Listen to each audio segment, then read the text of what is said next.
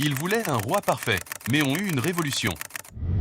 T'étais là quand on a mis un serrurier sur le trône de France? Non?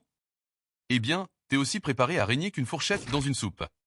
Aujourd'hui, on te raconte le jour où, le 10 mai 1774, Louis XV meurt.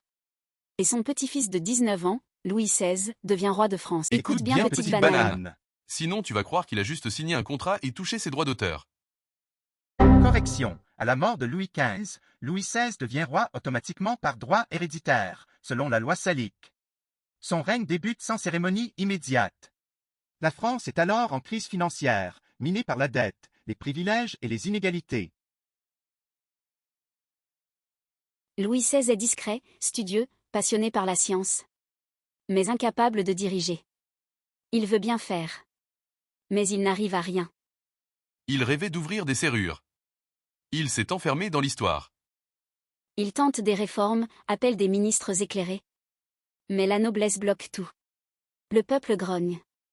La révolution approche. Correction. Louis XVI est arrêté en 1792, jugé pour trahison et exécuté le 21 janvier 1793.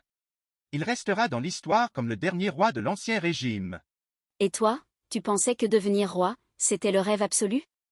Dis-le nous en commentaire. N'oublie pas d'aimer la vidéo, de t'abonner et de la partager autour de toi. Sinon, tu finis comme Louis, sans couronne et sans tête.